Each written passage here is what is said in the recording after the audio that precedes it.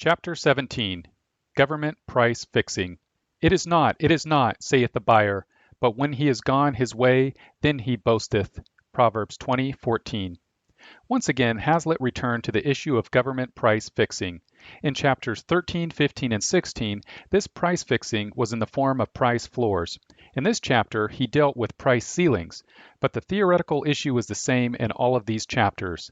The state's interference with the price system, a system that rests on two legal principles: one, private ownership, which includes the right to disown property, and two, the right to make a bid for ownership.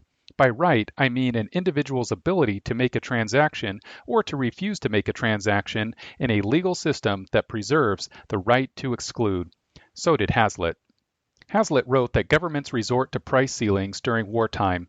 In early 1946, the United States was just coming out of 4 years of price and wage ceilings. The transition was not yet complete when he wrote his book. 1. Owners. Members of one group of owners have legal title to property. This includes their labor, which they can rent.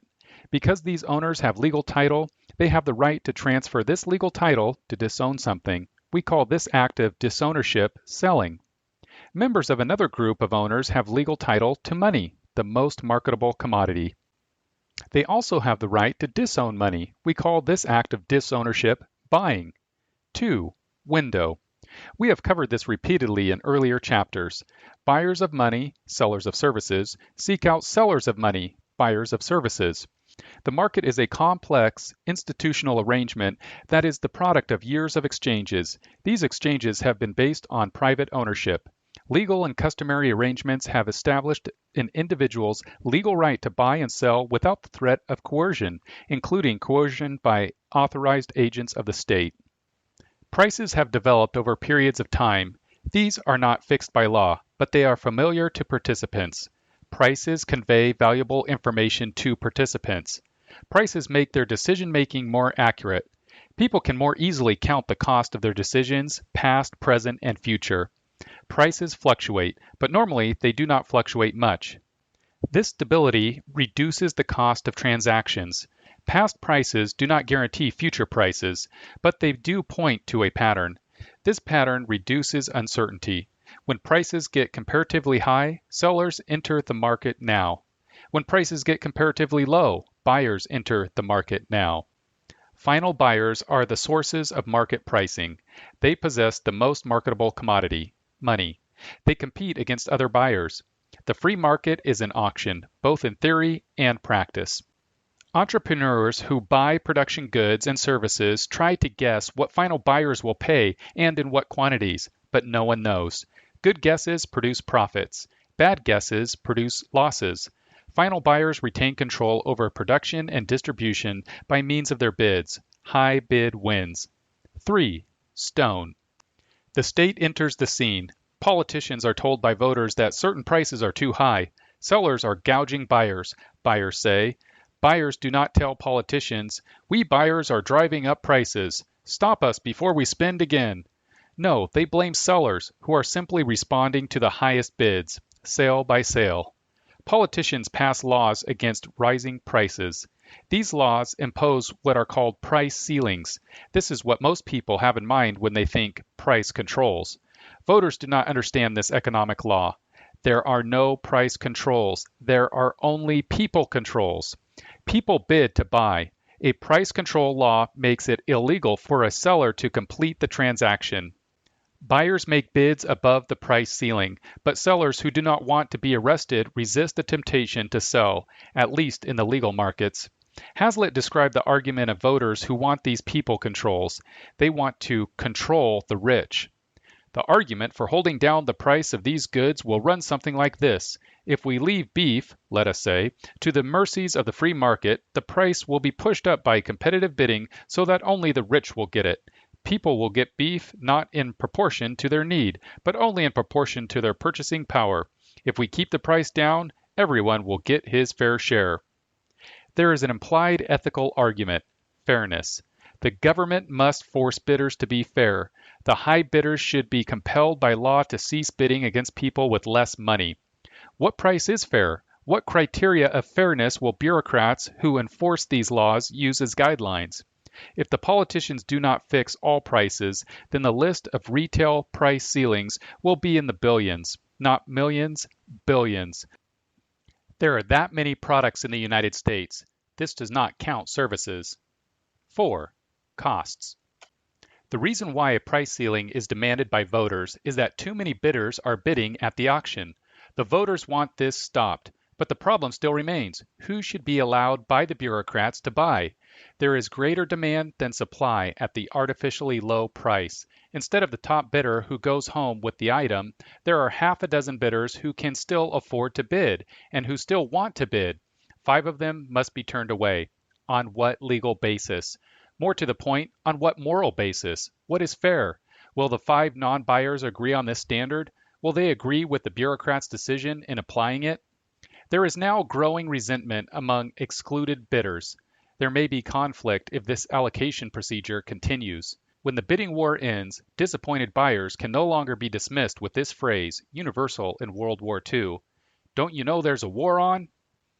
Under price ceilings, consumers lose their control over the production process, which is the flip side of the distribution process. Power increasingly flows toward the government and its enforcement agents. It flows away from consumers.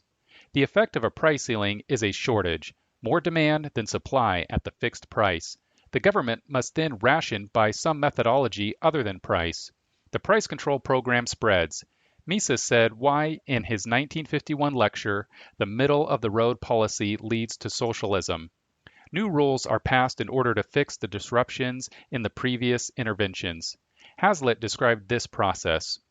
But as the government extends this price fixing backwards, it extends at the same time the consequences that originally drove it to this course. Assuming that it has the courage to fix these costs and is able to enforce its decisions, then it merely in turn creates shortages of the various factors, labor, feedstuffs, wheat, or whatever, that enter into the production of the final commodities. Thus, the government is driven to controls in ever-widening circles, and the final consequence will be the same as that of universal price fixing. The trend is clear. The constant expansion of the government into the market's auction process. Hazlitt explained, the natural consequences of a thoroughgoing overall price control which seeks to perpetuate a given historic price level, in brief, must ultimately be a completely regimented economy. Wages would have to be held down as rigidly as prices. Labor would have to be rationed as ruthlessly as raw materials. The end result would be that the government would not only tell each consumer precisely how much of each commodity he could have, it would tell each manufacturer precisely what quantity of each raw material he could have and what quantity of labor. Competitive bidding for workers could no more be tolerated than competitive bidding for materials. The result would be a petrified totalitarian economy, with every business firm and every worker at the mercy of the government, and with a final abandonment of all the traditional liberties we have known. 5. Consequences. Under price ceiling, bidding is illegal. Prices no longer convey accurate information about supply and demand. Output falls. Economic growth falls or disappears. Rationing spreads. Shortages increase. Of course, none of this happens if the central bank deflates, but they rarely do.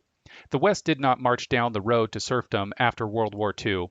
Before 1946 was over, a strike by beef producers forced President Truman to remove all price controls on beef. That was the end of most of the national controls. The American public got tired of the shortages. They got tired of the rationing coupons. They wanted to return to the world of 1941. In Great Britain, the Labour Party won the 1945 election. They kept the price controls in place until 1951. Shortages were universal. So was rationing. There were controls in the western zone of Germany until the economics minister Ludwig Erhard abolished them on June 20, 1948. The German economic recovery began the next day. The public did not know that price controls led to rationing, but the voters wanted an end to rationing. This forced the hand of the governments. They had to abolish the controls. This is why periods of price and wage controls in peacetime do not last long. Voters will not tolerate rationing, except in limited markets. Nixon imposed price and wage controls by fiat on August 15, 1971, the day he abolished the gold exchange standard. The controls created bottlenecks, visible in long lines at gasoline stations. They were abolished in April 1974. Conclusions. Price and wage controls have come and gone in history. They do not last long. Black markets undermine them. Goods and services flow into these illegal markets.